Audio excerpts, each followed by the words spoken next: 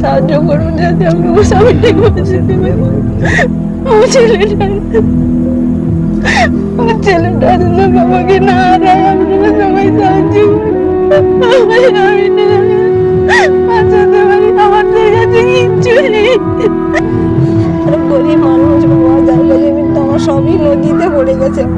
আমাদের কিছুই নেই, যাটুকু ছিল সবাই বিক্রি টিক্রি করে ছেলেটাকে দেখাতে হবে। আমি মা কি করে সহ্য করি ছেলের কষ্ট বাবা। তোদের সবাইকে অনুরোধ করে বলছি কিছু সবাই সাহায্য করলে ছেলেটাকে বাঁচানো যায়।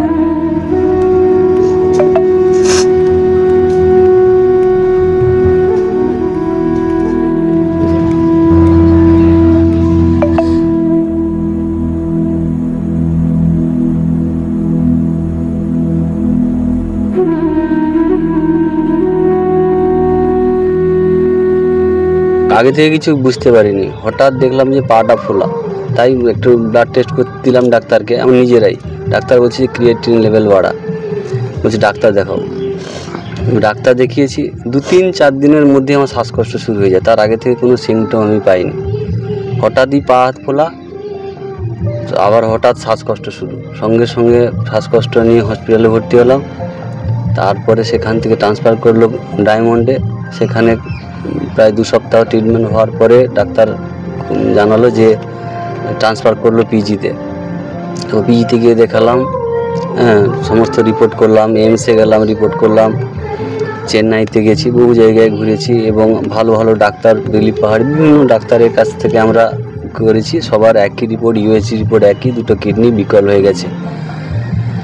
কিন্তু ডাক্তার বলছে শরীরে অতিরিক্ত প্রোটিন থাকার জন্য আর শরীরে অন্য কোনো অর্গানের কোনো সমস্যা নেই বলে আমার শরীর কোনো বুঝতে দেয়নি যে ভিতরে ভিতরে কিডনিটা বিকল হয়ে গেছে, কিছু বুঝতে দেয়নি।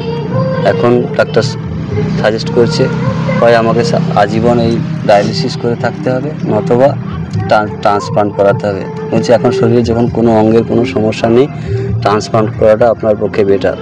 তাই আমরা আজকে ধরুন 3 মাস আমাদের যা কিছু ছিল সমস্ত কিছু আমরা খরচ খরচা করে ফেলেছি। আমরা তো দরিদ্র খুব, আমাদের ধবলাটের মনসা মন্দিরে বাড়ি, বন্যা কবলিত এলাকার। আর আমাদের এই ট্রিটমেন্ট করাতে গিয়ে 3 মাসে জায়গা জমিন যা কিছু ছিল আমরা সব কিছু বন্ধে, গয়নাগাটি সমস্ত কিছু বিক্রি করে ফেলেছি, নিঃসহায় হয়ে গেছি। এখন ট্রান্সপ্লান্ট করাতে যে খরচ সেটা আমাদের কাছে নেই। কিন্তু আমার বাড়ির ছোট একটা ছেলে আছে, 5 বছর বয়স, স্বামী স্ত্রী আর আমার মা। আমরা আর ফ্যামিলিতে ইনকাম একমাত্র আমার। এখন অসহায় হয়ে আছি, চিকিৎসা খরচ চালাতে হিমশিম খেয়ে যাচ্ছি। অনুরোধ আপনার যে যতটুকু পারেন আমাকে দিয়ে একটু সাহায্য করুন, আমার প্রাণটা আপাতত একটু যেন বেঁচে যায়। আমাদের কাছে যা ছিল জায়গা জমিন, আমার গয়না সব বন্ধে মানে বিক্রি করে দিয়েছি। আমাদের কাছে আর কিছু নেই। সবাই মিলে সাহায্য করুন যাতে আমি আমার স্বামীটাকে বাঁচাতে পারি। আমার ছেলেটা যেন বাবাকে না হারায়, আপনারা সবাই সাহায্য করুন। আমার স্বামীটাকে বাঁচাতে পারি। আমাদের কাছে কিচ্ছু নেই,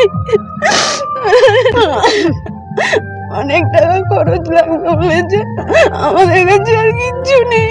তাই সবাই সাহায্য করলে আমার স্বামীটাকে সুস্থ করতে পারি। সবাই আমার স্বামীটাকে সুস্থ করানোর জন্য সাহায্য করি, দয়া করেন সবাই। আমার পরিবারটা যাতে না বেঁচে যায়, দয়া করেন সবাই। ছেলে এদিক সেদিক কাজ করতে যায়, মাটি খুঁড়তো, সব কাজ করতো। হঠাৎ একদিন দেখি পা ফুলে যায়। ও বাবা, পা ফুললে কেন? না, ও বাইকে টাইকে যাই না, পা ফুলেছে। আর 2 দিন পরে শ্বাসকষ্ট বাড়িতে কিরকম হচ্ছে, সঙ্গে সঙ্গে হসপিটাল নিয়ে যেতে বললো ওর কিডনি প্রবলেম, শরীরে রক্ত নেই, রক্ত দিতে হবে।